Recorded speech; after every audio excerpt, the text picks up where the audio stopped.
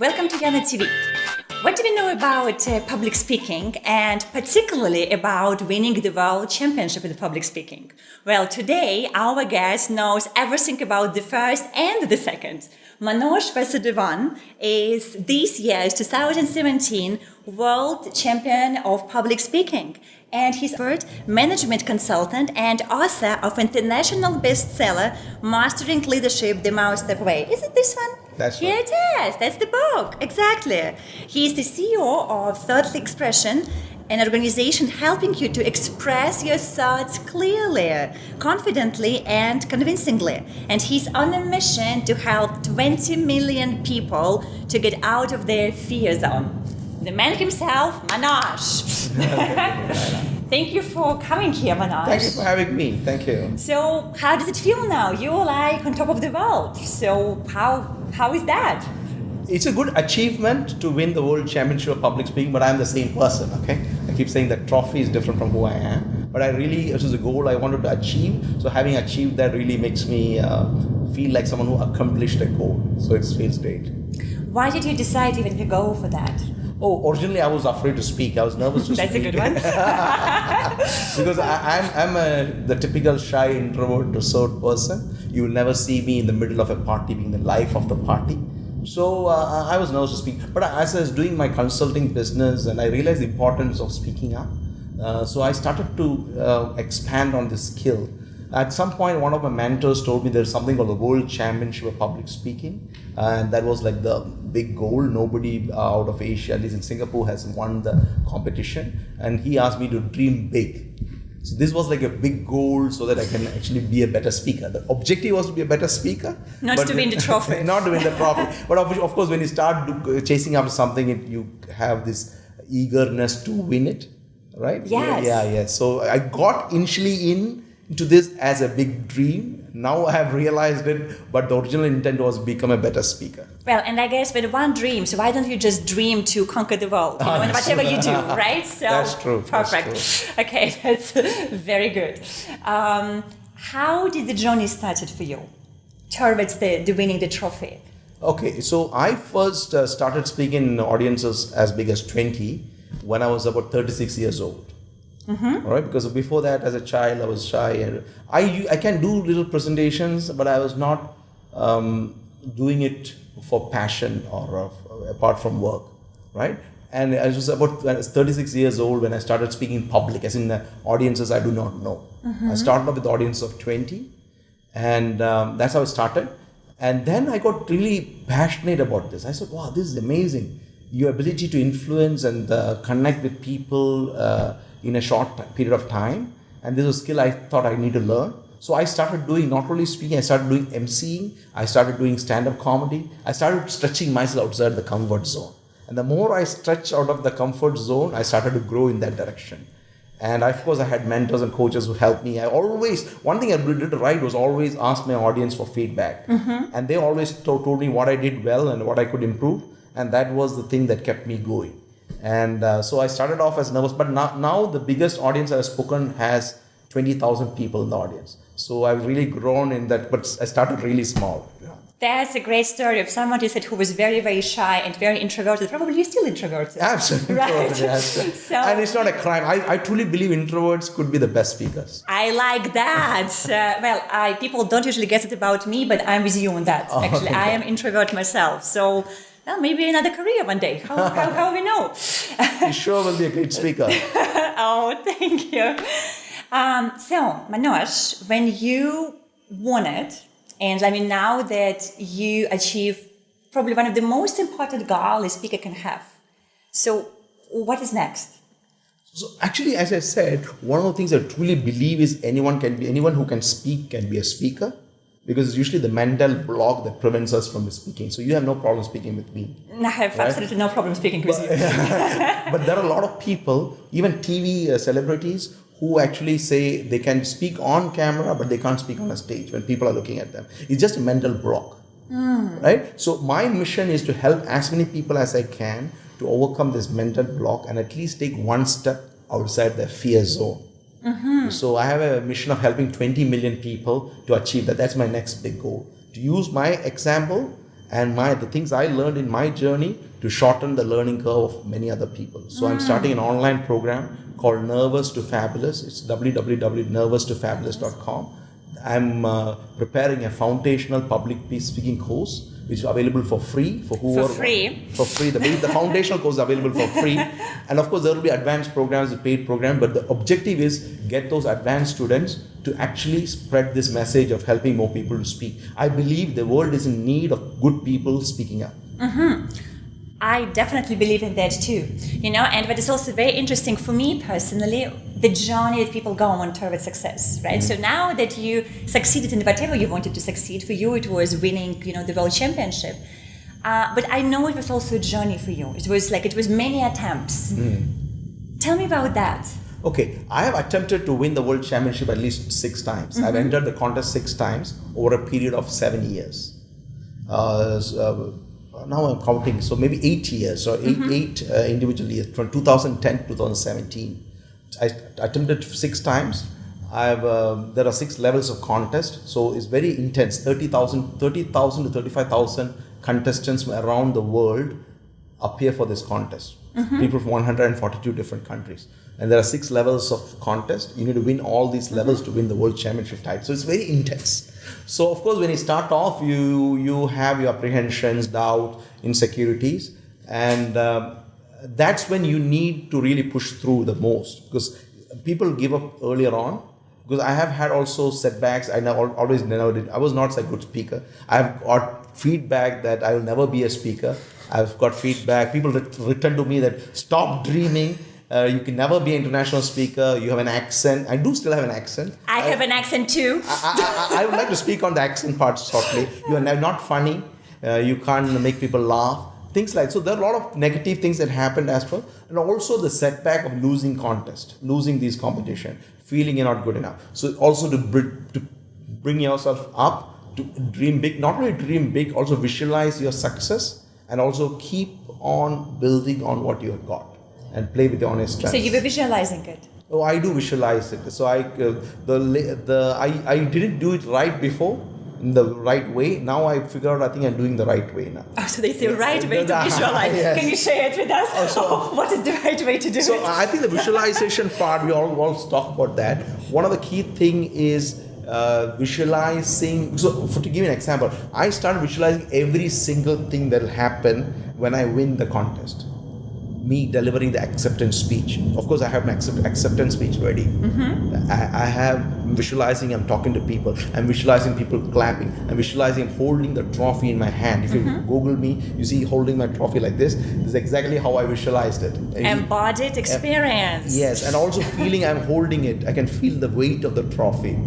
And I'm going to visualizing where it will be. So, and also with the feeling that this is going to happen. Because I truly believe it. Now, that's not what I do whole day, right? I do it for some time, then I get back to work. Then you have to still go back and practice. No, but it's very important you say it, because I know for a fact that many high-performance athletes practice it before big games. Yeah, that's exactly what I read. What you said. I read about that as well. Yeah, I read about that. I read about a lot of Eastern European countries. It was discovered in the late 60s something. They actually do visualize a lot. Then it was copied over in the West and everywhere else. Exactly. Because this is a very core skill they do. So initially I was doing wrong in the sense I was like not believing it. I was not feeling it. Now when I was visualizing, I was surprised the way things happen because it was like, oh, this is a deja vu. Right? I had it already experienced before. So you can use it, guys. Visualizing. It actually really primes yourself. You can prime yourself. I know, like even Tony Robbins, who is actually coming to Singapore in 2018, so also talks about it a lot. When you prime yourself, you set your mind for success, you win, and we have a great example of here. Thank you. So, what about the accent? You said you're going to share about it. This is something I'm truly passionate. So even if today after I won the world championship, people say, how come this guy with an accent won the world championship? So this is the thing we need to know. If you know more than one language, you will always have an accent. If you only know one language, that is your way you speak. But if you know more than one language, you're bound to have an accent. Don't hold yourself back because of your accent. Now in this global world, English is the default language of the world now. Everybody speaks in their own way. Now, all you need to do is you need to be clear. So when you speak, people should understand what you are saying, what word you are using. The accent just tells them where you are from. Right? I love it. You know what I mean? Yes. So don't hold, a lot of people say, oh, I have an accent, I will never be a speaker. No, I said, just speak.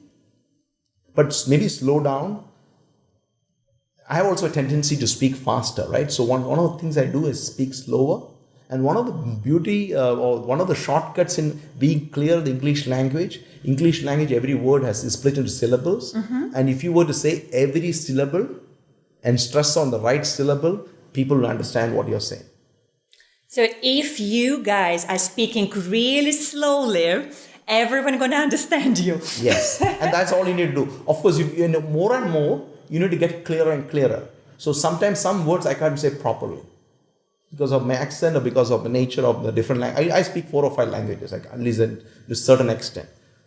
Now what I do is I ask my audience, tell me which word you didn't understand. So they tell me, oh, this word you didn't say, Professor, how do you say it? So I learn. So I do not go in dictionary and learn all the words. I just say it and correct it as I go along. You know what I mean? I just say it. So you tell me, and I'm open for feedback. As you always say, feedback is the breakfast for champions. You need to take feedback. So I always give paper to the best person I know in the audience who knows English better than me. I say, can you tell me which words I should say better? Oh, yeah, I love it. People love to give feedback. So, and it's free learning for me. Yes. Yeah, that's how I correct as I go along. Love it. Thank you. Love it. So now I know also in 2015, you actually became number 3 in the same competition, right? Yes. So you could have just stopped there, but you didn't. Yeah. So why did you keep going for number 1? So when I was competing in 2015, nobody from Singapore has ever gone to the top of the World Championship Public Speaking. I was the first person to get into the top 10 in the world. And I had a speech which I truly believed in. I delivered well, but when the results came out, I was world number 3. And it's not bad, okay? World number 3 is not bad. Not bad. Yes. But for me, it was not good. Not good enough because I was dreaming to be number 1. So I didn't meet my own expectation of being number 1. So, but my initial response was I took 1 year off. I didn't compete the next year in 2016. But I was like thinking this was like an unfinished goal. So I wanted to prove it to myself and to my students by teach that don't give up and go for your goal. Because it will seem as I've given up to my students. And I thought, but again, having said that, I would have given up also after this year because I competed with the belief this is the last time I'm competing. And I truly believed I could win it because I was visualizing, I was doing the hard work. And I thought this is the last time I'm going to do it. So I put all in effort over 6 months. And I know you, in fact, watched all available speeches since 1986. That's right. Right, to prepare for this year's championships. That's right. What have you learned from that? From watching those speeches? I have watched the competition type speeches since 1986. I also watch other speakers. I always look at why someone did better and why someone didn't fare as good. Right? So I was looking at little things that matter. Because at the higher level of competitions and contests and speeches, everyone is good. Right? Now there's the little things that matter. So I was studying these speeches. I figured out that at least 5 things you need to know. One is the story you share should be relatable. People need to feel, I have had a similar experience. So relatable. Second, the message you share has to be universal. That means everybody understands it. So people, 142 countries in the audience, 2,000 people from around the world, and so they're watching live, some 10,000 people watching live, right? So huge stuff. So they need to understand, right? It's universal. So the third thing is, whatever you say has to be believable. No, people should believe, this thing could happen, right? And the fourth thing is not only believable, it has to be actionable. They need to, after listening to you, they need to know what exactly I'm supposed to do. I heard your story, but believe it. What is in it for me? What should I do? So that actionable part has to be clear.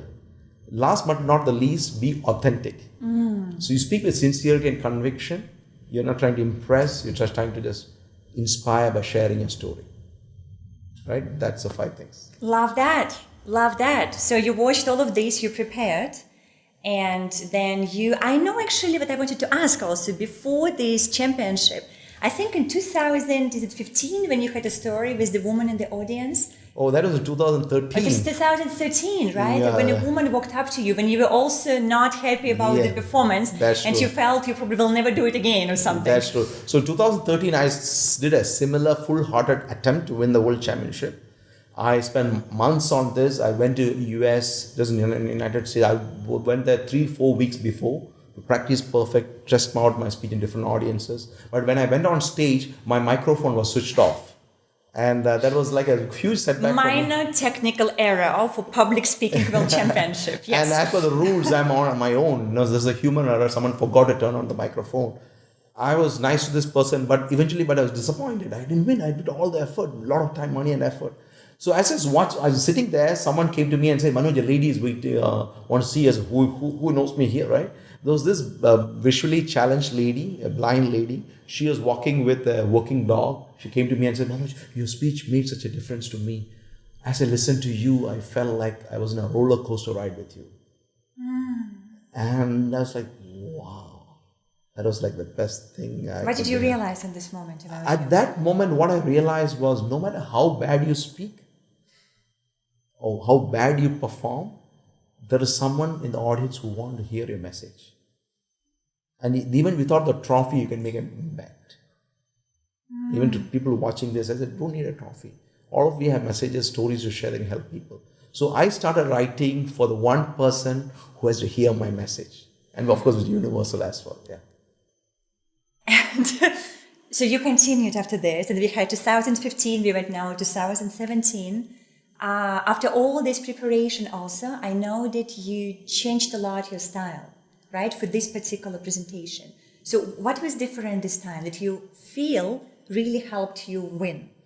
Because I've been in the contest and won and I lost. Even when I lost, I realized my message had an impact. The people called me and said how the message affected them. They started sharing them emails, sharing the speeches and emailing it to me. So I realized this time I was not competing to win. I wanted to win, but that was not my core focus. I really wanted to win. There's no doubt about it. But I was not so focused on winning. I knew even if I win or not, I'm going to make an impact. That was the first thing that I was focused on. Second thing, as we said, I was visualizing my success. I used to play back a line which said, the 2017 world champion of public speaking is Manoj Vasudevan, as the announcement coming, right? So I just kind of like psyching myself. Wow, you're really priming yourself, to man. believe that this is going to come. That really, I believe, helped me. And I was not trying to be perfect. I was just focused on connecting with the audience and improving myself as a speaker. So these are some of the little things I would have done for this year differently. Oh, also one more thing I did this year was I went back to basics. Yes. I went back to basics is because sometimes you do something for a long time, you start feeling, oh, I know this, I know. This time I did something totally different. I went back to basics. I started reading books on public speaking. To go to the basics, to look at what are the elements of build. So my own notes, I also have systems, I teach people, but I also started looking at what other people are teaching. So went back to basics. Then one thing emerged was I need to connect with people emotionally. Earlier I had a lot of humor. I reduced the humor and started working on the emotion of people, which really worked for me. Spending so many years now in the speaking industry and also now being the world champion of the public speaking, what message do you have for speakers? Now, I figured out there are 3 milestones in public speaking. The first milestone, I call it me, M-E, me. So when a lot of people, when they first start to speak, they're so focused on themselves, me. Oh, how do I look? What will they say? What will they think? What if I do not do well? What will happen to me, right? So it's a lot about me. That's the first milestone. That's one reason most people will never even try to be a public speaker, right? And now the second milestone is what I call message. Message is when you feel like, I need to say something very important. I need to say something nobody has said before. I need to stand out. So there's also an element of me in that second milestone. The third milestone is when you really connect with any audience.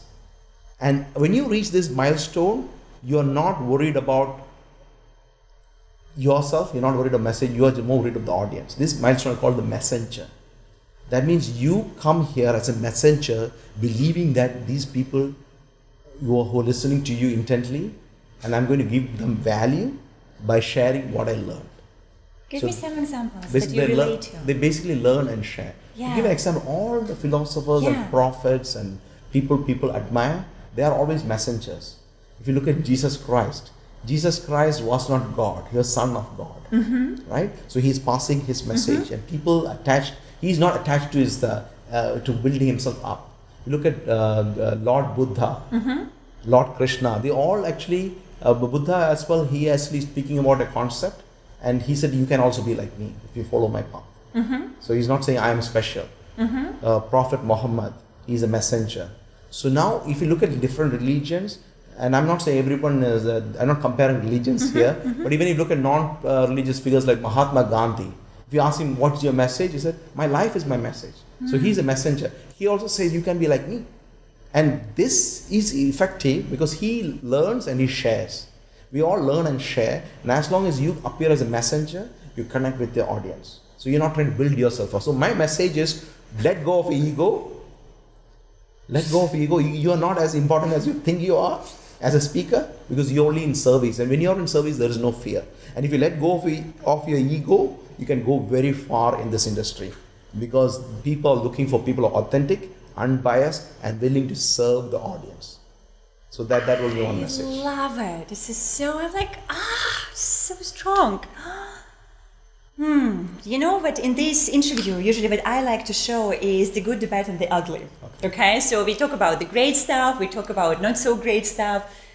Share with me maybe one moment that you found was the most challenging for you on your journey towards where you are today. One of the biggest challenge was every year whenever I'm competing, over 8 years I competed 6 times. It takes a lot of time, energy, and money. Right? It takes time off my work, things I do. So it takes a lot of intense preparation, struggle. So the challenging moment is when you start to have self-doubt. Why am I doing this? But I usually typically had the belief of winning every time. But of course I didn't win all the time.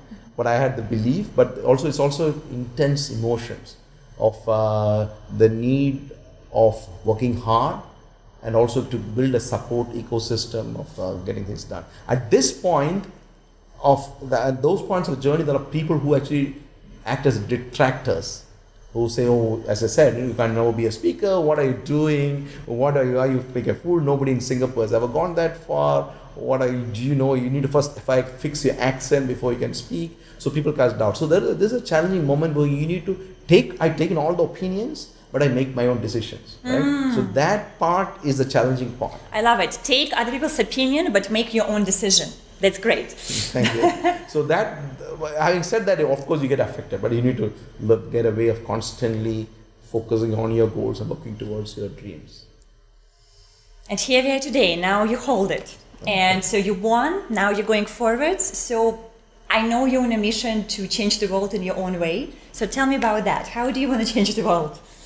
I'm not here to change the world. I'm just going to share a message. My message is people who are shy and introverted can be good speakers because I coach people around the world. I coach people on overcome their fear. I coach senior executives and C-level executives have executive present in front of people. I help people to build their networks. So I actually help people on 5 core skills: connect, communicate, network, lead, and sell. And that's a part of my book. You probably read this. So the 5 core skills, you have to connect with people, to communicate, to network, to lead, and to influence, as in sell your ideas, get people on your side. So this is 5. I believe anyone can learn it if they put their mind and heart on it. And my role is to facilitate them, and that's what I do in coaching. And I also help people to get to the next level in their career or organization or business. And my work, the bigger project, the main project or the big project I'm working on is to help 20 million people to at least take one step outside the fear zone. That's why I put up this website, www.nervoustofabulous.com. I'm working with collaborators or investors who can come and help my venture, so that I believe if I can get this message to as many people as I can, I believe they are going to take that step. And my contribution to the world is helping many people to take that step. And I hope more people join me, the movement, and help this make a reality. Help make this a reality, yeah. What is your biggest dream? Right now, my biggest dream is this, to help these many people, 20 million people, People say, oh, it's so big. The number is so big. I said, I believe I can get people together to get this happen. Okay, I don't have all the resources I need now. Honestly, I don't have all the. And also, when I started public speaking, I didn't have all the resources to win the world championship public speaking. Nobody in my school would have looked at me and said, "This guy won't do." So that's I understand, but I'm also working towards working with people who are smarter and ahead of me in this journey. They are guiding me. I'm taking all the help I can get, bringing together and getting closer to my dream. Thank you so much. Thank you. And that was Manoj Vasudevan with us here today, world champion of public speaking in 2017. And for you guys, remember that if even someone comes along and says you can't do this, this is not the truth. Just keep believing in your dream, go for this, and take one step at a time. Learn from your mistakes, and who knows, one day you might just hold that trophy that you're dreaming about. We talk to you next time.